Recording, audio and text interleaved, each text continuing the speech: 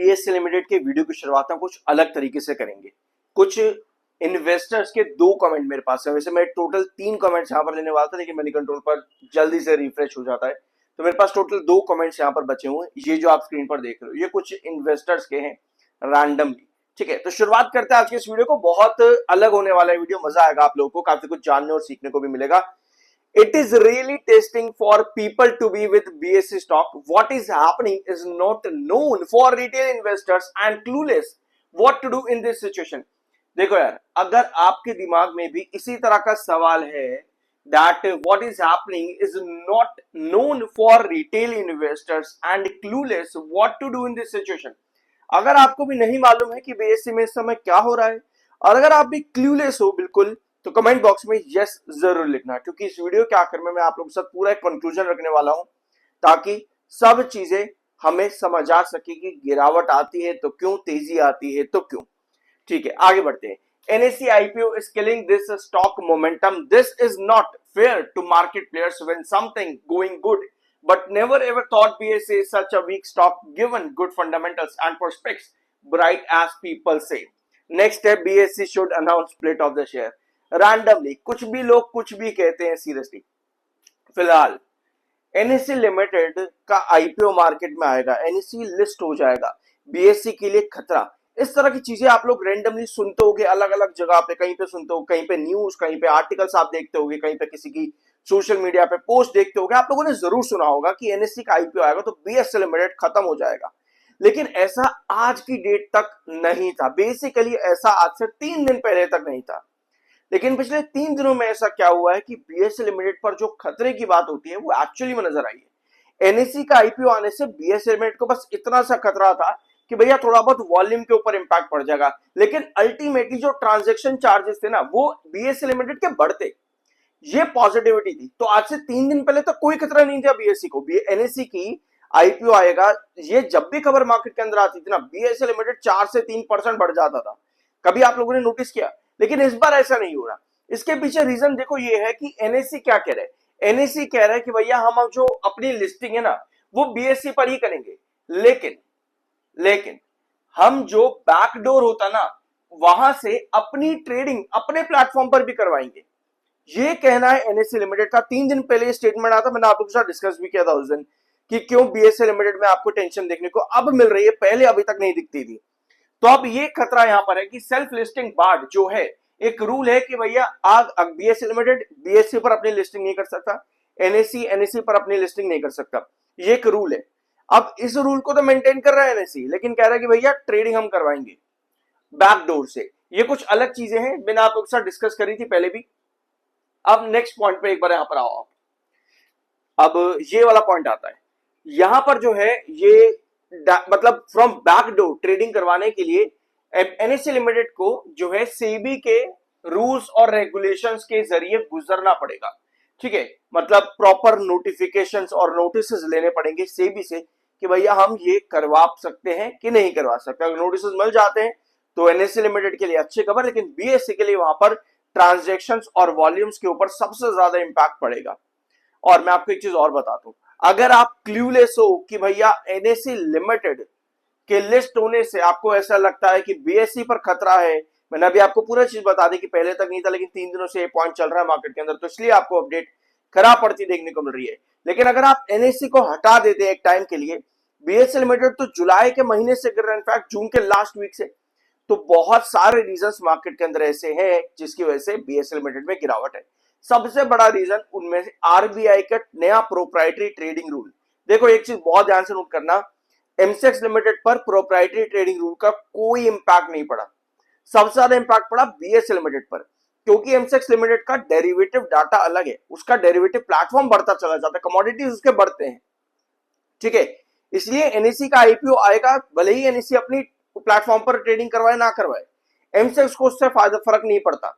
लेकिन BSE limited में जो RBI का नया ट्रेडिंग रूल है ना, प्रोप्राइटरी ट्रेडिंग रूल, उसका इंपैक्ट BSE पर सबसे ज्यादा पड़ रहा है, क्योंकि बहुत सी रिपोर्ट्स ऐसी हैं जो कि बताते हैं कि BSE का 10% तक रेवेन्यू ड्रॉप कर सकता है, कंपनी के वॉल्यूम्स ड्रॉप कर सकते हैं, कंपनी का डेरिवेटिव डाटा, कंपनी के ट्रांजैक्शंस ड्रॉप कर सकते हैं।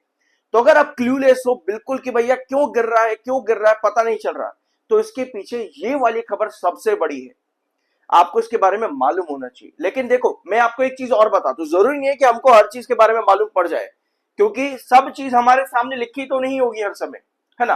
तो इसीलिए रिसर्च करना बहुत ज्यादा जरूरी है।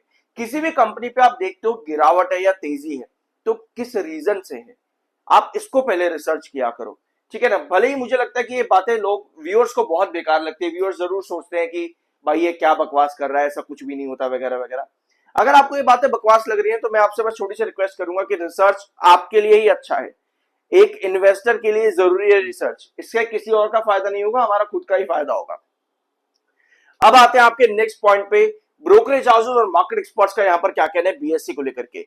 Brokerage houses market experts from capital market Agarwal, इनका कहना है बीएससी लिमिटेड की जो पोजीशन है करेक्शन के बाद में अब अट्रैक्टिव नजर आ रही है। ये कहना है ब्रोकरेज हाउसेस का कि अब जो कंपनी की प्राइसिंग है वो अट्रैक्टिव दिख रही है। तो ऐसे में यहां पर एक रिवर्सल का साइन भी नजर आता है। इनका कहना है कि रिवर्सल अगर बनता है तो बीएससी लिमिटेड यहां पर 3750 से लेकर के 3800 के प्राइस की तरफ मूव कर सकता है। लेकिन आप एसएल जरूर लेकर के चलना 3150 की तरफ। ये कहना है ब्रोकरेज हाउसेस और मार्केट एक्सपर्ट्स का कि आप इतना एसएल लेकर के चलो और ये आपको टारगेट देखने को मिल सकता है। एक छोटा मोमेंटम इन मिड जोन 3400 से लेकर के 3450 के बीच में इनका कहना है, और 3130 पर आप अपना एसएल लेकर के चलना, ये कहना है मार्केट एक्सपर्ट्स का। लेकिन इस पॉइंट को समझना बहुत जरूरी है। और चार्ट पैटर्न मैं आपको एक बार लास्ट वीडियो दिखा देता हूं। लास्ट वीडियो मैंने आप लोगों के साथ लिया था ये वाला, कल ही के दिन, परसों लिया था, कल नहीं लिया था, परसों। तो परसों मैंने आप लोगों के साथ डिस्कस किया था कि बीएससी लिमिटेड अभी शो कर रहा है कि हम 3250 से लेकर के 3340 पर साइडवेज पैटर्न चलाएंगे। ये बीएससी का लिमिटेड का चार्ट इंडिकेट कर रहा है, क्योंकि डायगोनल पर इसको वापस जाना है। क्योंकि अभी तक बीएससी लिमिटेड में जो आपको गिरावट देखने को मिली है, ये आरबीआई का ट्रेडिंग रूल तो रहा ही, लेकिन ऑन चार्ट पैटर्न आपका डायगोनल का रिजेक्शन भी लगातार यहां पर बनता रहा। आप देख पा रहे हो इधर डायगोनल डायगोनल डायगोनल डायगोनल, यानी कि अगर बीएससी लिमिटेड में आप ब्रेकआउट सोच रहे हो तो आपको फिर से डायगोनल पर आज के दिन जैसे स्टॉक ने रिजेक्शन किया, आपको इस डायगोनल का क्रॉस ओवर चाहिए। अगर ये डायगोनल को क्रॉस करता है तब आप एक्सपेक्ट करते हो कि यहां से आप कुछ रिकवरी देखने को मिलेगी। समझे? देखो, लॉन्ग टर्म डजंट मीन कि आपको हमेशा फायदा ही होगा। काफी लोग लॉन्ग टर्म करते हैं, लेकिन अगर जिनने लॉन्ग टर्म का सोच करके यहां एंट्री करी, वो यहां पर आकर के अपने आप को पैनिक में फील कर रहा है। ठीक है, मैं ये नहीं कह रहा कि इतना प्राइस नहीं आ सकता वापस, बिल्कुल आएगा, कोई दिक्कत नहीं है, आ जाएगा। आज नहीं तो 6 महीने, 4 महीने, 3 महीने, 1 साल, कभी ना कभी तो आ ही जाएगा। लेकिन वो एक टाइम पीरियड होना चाहिए एंट्री डिसाइड करने के लिए, ठीक है ना। एंट्री डिसाइड करने के लिए टाइम पीरियड बहुत जरूरी होता है, उसी को रिसर्च और एनालिसिस कहते हैं। अब ब्रोकरेज हाउस का क्या कहना है, प्रभुदास लेयरधर का टारगेट है कंपनी को लेकर के 4025 रुपीज का बाइंग की रेटिंग है। ऑल्दो बहुत से मार्केट एक्सपर्ट्स और ब्रोकरेज हाउसेस ने अपना टारगेट कट किए बीएससी लिमिटेड के अंदर। अब आते हैं इसके चार्ट पर। सब्सक्राइब कर देना अगर अभी तक नहीं किया है तो, और मैं आपको अभी और भी कुछ चीजें बताऊंगा इस बीएससी लिमिटेड के रिगार्डिंग, तो उसको भी नोट करते चलना, ठीक है। ये बीएससी का चार्ट है, यहां पर आपको आज के दिन दिख रहा है कि लगभग डायगोनल के करीब आ चुका था आज के दिन में। 7 EMA अभी भी 21 EMA के नीचे, जो कि टेक्निकली चार्ट को बेरिश बताता है, ठीक है। 21 EMA के ऊपर स्टॉक यहां पे बना हुआ है। देखो, बीएससी लिमिटेड के अंदर ना दो इंपॉर्टेंट ट्रेंड अभी जो मैंने आपको पिछले वीडियो के अंदर बताए थे, वो 3250 से लेकर के 3380। मैं अब यहाँ पर 3380 मार्क करना चाहता हूँ। 3250 से लेकर के 3380, इनफैक्ट 3400 पे अगर मैं मार्क कर लूंगा तो भी इसमें कोई बुराई नहीं है, पर एग्जैक्टली 3380 के आसपास आपका रिजेक्शन बना हुआ है, और बीच में ये वाला स्पेस है 3380 से लेकर के 3450 के बीच में, ये गैप आपका 3380 से 3450, ये गैप यहां पर बना हुआ है बीएससी के अंदर। तो बीएससी लिमिटेड को इस समय ऑन चार्ट अगर आप देखोगे तो स्टॉक जो कहीं ना कहीं आपको नजर आ रहा है कि काफी अच्छा दिख रहा है अभी यहाँ पे। अभी इस समय बीएससी लिमिटेड का जो चार्ट है काफी स्टेबल दिख रहा है। स्टेबिलिटी इन द सेंस कि ये कोशिश कर सकता है वापस से रीटेस्ट करने की इस डायगोनल के ऊपर, लाइक 3400 का प्राइस ये वापस से रीटेस्ट कर सकता है इस वीक के अंदर, इसके चांसेस नजर आते हैं इसकी कैंडल्स को देखते हुए आज के दिन के अंदर। लेकिन वही बात है कि इस डायगोनल को ये कितना सस्टेन कर पाएगा, क्योंकि आप यहां पर बड़े ब्रेकआउट की जब बात करते हैं ना अभी हम, तो हमारे पास वो सब खबरें नहीं है जो हमारे फेवर में हो। समझे इस चीज को, अभी भी हमारे फेवर में वो सब खबरें नहीं है। तो अगर हम 3400 को सरपास करने की कोशिश करते हैं, दैट मींस कि डायगोनल को अगर हम ब्रेकआउट करते हैं, तो हमारे पास नेक्स्ट टारगेट 3450 पर बन रहा है। लेकिन यहां पर आपको बहुत सी चीजें देखनी पड़ेंगी। एक बार ब्लैंक स्क्रीन पर आओ, आपको एक चीज मालूम है कि डायगोनल पैटर्न के अकॉर्डिंग बीएसए लिमिटेड इस समय काम कर रहा है। अगर ये डायगोनल को क्रॉस कर देता है, दैट मींस कि हम 3400 पर रिजेक्शन खाएंगे। सबसे पहला टारगेट हमारा 3400 पर होगा, देन हम एक्सपेक्ट कर सकते हैं 3450। ये दो ट्रेंड्स बेसिकली बहुत इंपॉर्टेंट है। अब एक कैंडल अगर हमारे पास बनती है कुछ इस तरीके से, जो कि 3400 पास होगी और साथ में डायगोनल को भी क्रॉस करेगी, देन मुझे पर्सनली लगता है कि अगर हमें और भी रिकवरीज मिलती है तो हमारे पास कुछ इस तरह की कैंडल्स की पोजीशन बन सकती है, यानी कि डायगोनल के ऊपर 3450 पर रिजेक्शन, राइट। तो अगर हम यहाँ पर ब्रेकआउट, बड़ा ब्रेकआउट एक्सपेक्ट कर रहे हैं तो हमको यहाँ पर बहुत ज्यादा स्टेबिलिटी की जरूरत है। अब इतनी सारी अनस्टेबिलिटी बन इसलिए रही है क्योंकि आपके आरबीआई की वजह से, तरफ से जो रीजंस है वो ये है कि भैया वॉल्यूम गिरेगा, भैया डेरिवेटिव डाटा गिरेगा, कंपनी का डेरिवेटिव डाटा गिरेगा, वॉल्यूम गिरेगा, कंपनी के ट्रांजैक्शंस वैल्यू गिरेंगी, और साथ में कंपनी का रेवेन्यू भी गिर सकता है आने वाले क्वार्टर्स के अंदर। ये आरबीआई की नई पॉलिसी की वजह से काफी सारे ब्रोकरेज हाउसेस ने कंपनी को ये रीजन दिए कि इन चीजों के अंदर कंपनी में खराबी देखने को मिल सकती है। ये सब कुछ बताया आरबीआई की प्रोप्राइटरी रूल, जो नया रूल आया था उसके बाद में ब्रोकरेज हाउसेस ने, इसकी वजह से अभी तक आपको गिरावट दिख रही है। उसके बाद में एनएससी लिमिटेड आ जाता है, एनएससी आ जाता है। एनएससी क्या लेकर के आता है? एनएससी लेकर के आता है कि भैया हम अपनी ट्रेडिंग जो है मतलब कि बिना लिस्ट हुए करवा देंगे। एनएससी ये नया रूल लेकर के आ जाता है, मतलब अपनी तरफ से तो नहीं लेकर के आएगा, ऑफ कोर्स सेबी के रूल्स और रेगुलेशन के अकॉर्डिंग ही उसको वहां से सभी नोटिस लेने पड़ेंगे, ठीक है। तो ये एक टेंशन यहां पर बन गई कि भैया इस रूल की वजह, इस पॉसिबिलिटी की वजह से भी वॉल्यूम और ट्रांजैक्शन चार्जेस जो है बीएसए लिमिटेड के गिर सकते हैं। तो अभी इतना कुछ, इतनी सारी अनसर्टेनिटी है, इसी वजह से ब्रोकरेज हाउसेस जो अभी आप लोगों ने देखे टारगेट्स, जैसे कि कितना था, एक बार मैं आपको लेकर आता हूं यहाँ पे वापस से,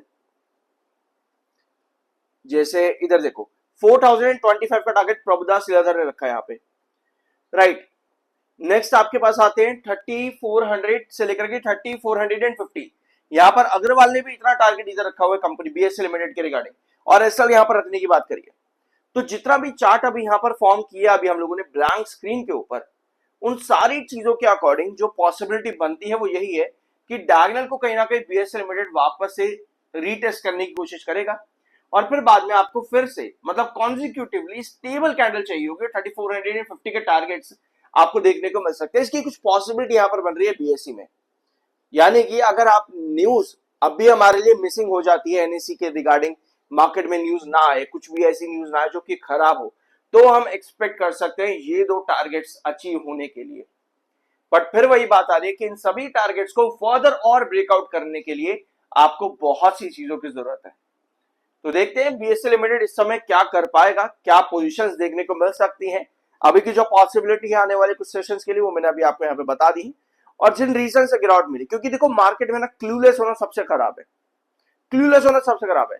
फिर आप चाहे मेरी वीडियो देख करके कुछ यहाँ पर समझने की कोशिश कर रहे हो ना, आपको लगेगा कि भाई ये भी बकवास कर रहा है, इसे कुछ नहीं आता, क्योंकि हम खुद ही क्लूलेस है, हम खुद ही क्लूलेस है।